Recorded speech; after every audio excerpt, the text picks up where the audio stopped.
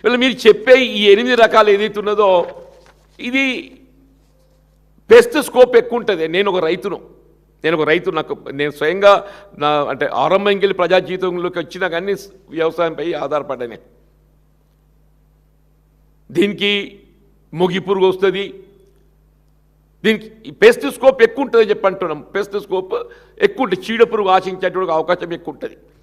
ఈ సరాసరి ఒక 20 క్వింటల్ వచ్చే అవకాశం ఉంటుంది. ఇప్పుడు ప్రభుత్వం పేర్కొని ఈ 8 రకాలు ఏదైతుందో సరాసరి ఒక 20 క్వింటల్ వచ్చే అవకాశం ఉంటుంది. వాళ్ళు 8 ఇచ్చిండ్రు, 7 8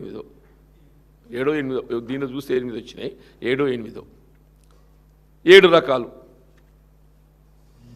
నేనేమంటున్నా మిగతా అదర్ వెరైటీసే 30 క్వింటల్ వస్తాయి. అదర్ వెరైటీస్ 30 క్వింటల్ వస్తాయి. ఇప్పుడు ప్రభుత్వం పేర్కొని ఏదైతే కొత్తగా 7 రకాలు గుర్తిస్తున్నామని చెప్పని అంటుందో 7 రకాలు ఏదైతుందో కేవలం 20 క్వింటల్ మాత్రమే సరాసరి వచ్చే అవకాశం ఉన్నది. ఎందుకు? దానికి చీడ పురుగు ఆశించేటువంటి అవకాశం ఎక్కువ ఉంది. దానికి ఈ పెస్టిసైడ్స్ ఎక్కువగా వాడాల్సి వస్తుంది, దీర్ఘకాల పంట, ఇవన్నీ కూడా మనం పరిగణలోకి తీసుకోవాలి. అంటే 20కి 30 వ్యత్యాసం అయితే 10 క్వింటల్లే. ది అదర్ వెరైటీస్ అర్లియర్ పబ్లిష్డే 33 రకాలు ఏవైతున్నాయో 7 రకాలు పోతే మిగతా రకాలు ఉన్నాయి కదనే. ఆ 26 రకాలు ఉన్నాయి కదా, 26 రకాలు అవి దాదాపు 30 క్వింటల్ వస్తాయి. 30 క్వింటల్కి 20 క్వింటల్ మధ్య వ్యత్యాసం 10 క్వింటల్. 10 క్వింటల్ అంటే ప్రభుత్వం మద్దతు ధర మనం లెక్కకు తీసుకుంటే 2470 రూపాయలు ఎంత ఉన్నది ఇప్పుడు.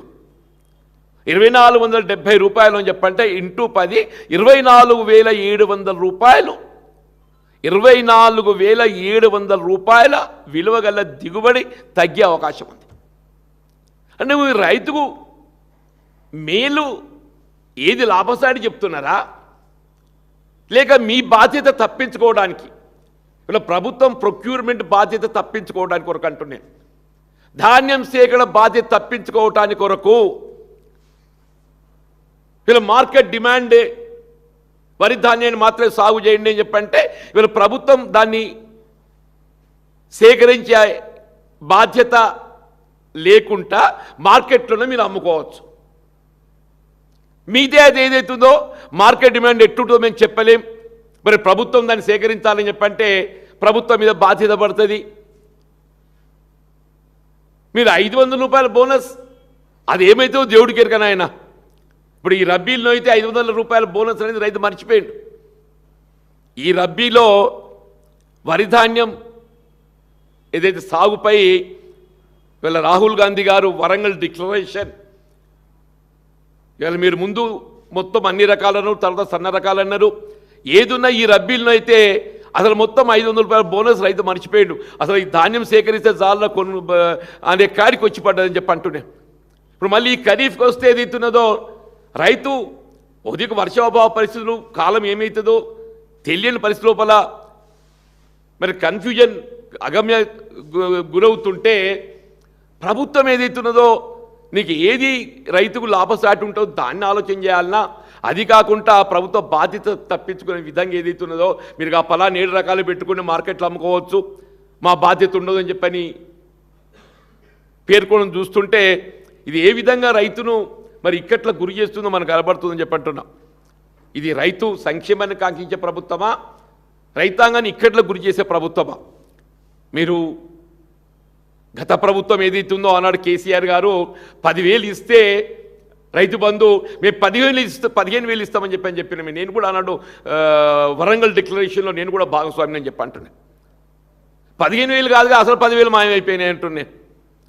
మొన్న పంటకు ఏదైతుందో ఆరంభం చేసి 2 ఎకరాలకే పరిమితం చేసిండ్రే, 2 ఎకరాలకే పరిమితం చేశారు. అంతకుముందు 3 ఎకరాలు పరిమితం చేసిండ్రు, అంతకుముందు అసలే మోసం చేసిండ్రు. మరి ఇప్పుడు రేపు మళ్ళీ ఖమ్మంలో ఆరంభింపజేస్తామని చెప్పి అంటుండ్రు. మరి ఖమ్మంలో ఆరంభింపజేయబోయేది మరి ఏ రకంగా ఇస్తారు? నేనేమంటున్నా గతం లోపల గత ప్రభుత్వం కంటే మెరుగైన రీతిలో మరి ఆనాడు కేసీఆర్ గారు 10,000 రూపాయలు ఇస్తే మీరు 15,000 ఇస్తున్నారు. ఇవాళ రైతు కష్టాలలో ఉన్నాడు, రైతు ఇవాళ కష్టాలలో ఉన్నాడు. పంట సాగు ఏదైతుందో ఇవాళ ఇక్కట్లు ఈ వర్షాభావ పరిస్థితులతోని సమస్యలు ఉత్పన్నమవుతున్నాయి. ఇవాళ ఈ కనీసం ఈ ఖరీఫ్లోనైనా ఏదైతుందో రైతు భరోసా ఎకరా 15,000 సంవత్సరాల కంటే 7,500 రూపాయలు ఎకరా చొప్పున మొత్తం ఏకమొత్తంగా మీరు రైతుకు చెల్లి సాధారణ కొంత ఊరట లభిస్తాయని చెప్పి అంటున్నాను. ఇలా మార్కెట్లో పోతే ఆ యూరియా అది యాప్ అని పెట్టిన యాప్ అనేది నాకే అర్థం కాదు, యాప్ అనేది నాకే అర్థం కాదని చెప్పి అంటున్నది. సాధారణ రైతుకి ఏమర్థం కావాలనే? దేశంలో ఎక్కడ లేని విధంగా మరి ఒక తెలంగాణ రాష్ట్రంలో యాప్ ఎందుకే? దేశంలో ఎక్కడ ఏ రాష్ట్రంలో యాప్ అనేది లేదు. అంతా కుల్లం కుల్లా ఏదైతుందో మార్కెట్లో అందుబాటులో లభిస్తున్నాయి. రైతుకు ఏదైతుందో అవసరమైన ఎరువు బస్తాలు కొనుక్కొని పోతుండే.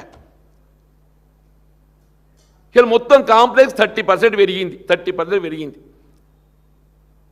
నువ్వేదైతున్నదో మరి నీ ఉద్దేశం ఏంటో నీ ఆలోచన ఏంటో తెలుస్తలేదు. వీళ్ళ కనీసం రాష్ట్రానికి రావాల్సినటువంటి ఒక ఎరువు కూడా నువ్వు ఏదైతుందో మరి మంజూరీ పొందలేకపోతున్నావు అని చెప్పంటే ఎంత అసమర్థ ప్రభుత్వం, దయచేసి ఆలోచన చేయాలంటున్నా. రాష్ట్రానికి కావాల్సినటువంటి ఎరువులు కూడా నువ్వు మంజూరీ అలాట్మెంట్ పొందలేకపోతున్నావు అంటే ఎంత అసమర్థ ప్రభుత్వమో దయచేసి ఆలోచన చేయాలని చెప్పండి. గతంలో ఎప్పుడూ ఇటువంటి ఒక పరిస్థితి ఉత్పన్నం కాలేదు. ఏ రాష్ట్రానికి కూడా ఇటువంటి పరిస్థితి లేదో చెప్పంటున్నా. ఏ రాష్ట్రానికి కూడా ఇటువంటి పరిస్థితి లేదు. ఇవాళ ఎరువులపై ఆంక్షలు ఏ రాష్ట్రంలో లేదు, మన తెలంగాణ రాష్ట్రంలో అంటున్నా. ఇలా ధాన్యం సేకరణ మొన్నటిదాకా ఏం చెప్పిండు, నేను పట్టకపోయి కిషన్ రెడ్డి ఇంటి ముందు పోషత్తా, నేను పట్టకపోయి ఏదైతుందో కిషన్ రెడ్డి ఇంటి ముందు పోషత్తా. నువ్వేదైతుందో కేంద్రం మోడీ గారు ఏదైతుందో బడే భాయ్ అని చెప్తావు నువ్వు. మరి ఆ బడే భాయ్ ఏదైతున్నదో మన ధాన్యంలో నీకేదైతుందో ధాన్యం సేకరణ కేంద్ర ప్రభుత్వ బాధ్యత గతంలో ఎప్పుడు కూడా లేదు. గతంలో ఉమ్మడి రాష్ట్రమే కానీ వీళ్ళ కేసీఆర్ గారు ఏదైతున్నదో వీళ్ళ 10 సంవత్సరాలు అని చెప్పంటున్నా ఎన్నడూ కూడా రైతాంగానికి ఏ విధమైన ఒక సమస్య ఉత్పన్నం కాకుండా ఎంత ధాన్యం దిగుబడి అయితే, ఎంత ధాన్యం ఉత్పత్తి అయితే అంత ధాన్యం సేకరించి వీళ్ళ రైతుకు అండగా నిలిచింది మరి అన్నాడు బీఆర్ఎస్ ప్రభుత్వం అని చెప్పి. ఇవాళ నువ్వు ధాన్యం సేకరింప చేయలేక ఇవాళ ఏదైతుందో రైతాంగాన్ని అరిగోస పెట్టే విధంగా ఆ రకం పెట్టకు, ఈ రకం పెట్టు, ఈ రకం పెట్టకు, ఆ రకం పెట్టు, ఎరువు బస్తాలు లేవు, రైతు బీమా మనది ఉన్నదా లేదా ఎవడు తెలుస్తలేదా. ఇది ఒక కొత్త ఇలా పత్రికల్లో చూస్తే ఏదైతుందో దాదాపు 7,000 పైచీలకు 7,600 రైతాంగం ఏదైతుందో వాళ్ళ వివిధ అనారోగ్యంతో ప్రమాదాలతో అసూలు బాస్తే వాళ్ళకి ఇన్సూరెన్స్ కంపెనీకి చెల్లించాల్సినటువంటి ఒక ఆ బీమా ప్రీమియం చెల్లించలేక వాళ్ళు ఏదైతుందో ఆ ప్రభుత్వంకి వెళ్ళి పొందే సహాయం పొందలేకపోతున్నారంటే ప్రభుత్వం యొక్క ఆలోచన విధానం ఏ విధంగా ఉందో మనకు తెలిసి వస్తుందని చెప్పండి.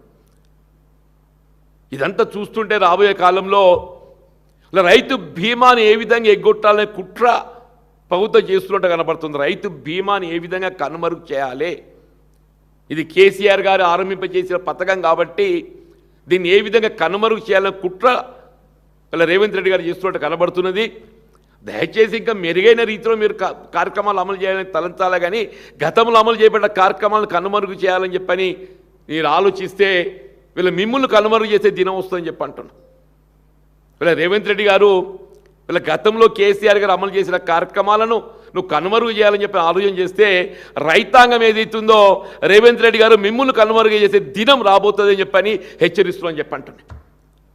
దయచేసి ఇప్పటికైనా మీరు నేను పేర్కొన్నట్టు మొన్నటి ప్రొక్యూర్మెంట్లో ఏ విధంగా రైతాంగం రైస్ మిల్లర్లతోని దోపిడీకి గురైందో ఆ దోపిడీని నేను రుజువు చేయడానికి సిద్ధంగా ఉన్నా. ధర్మకాంట తూకానికి అట్లా ట్రక్ షీట్కి ఉన్న మధ్య వ్యత్యాసం ఏదైతే ఉందో అది దోపిడీకి ఆధారం అని చెప్పి నేను పేర్కొంటున్నాను. ప్రభుత్వం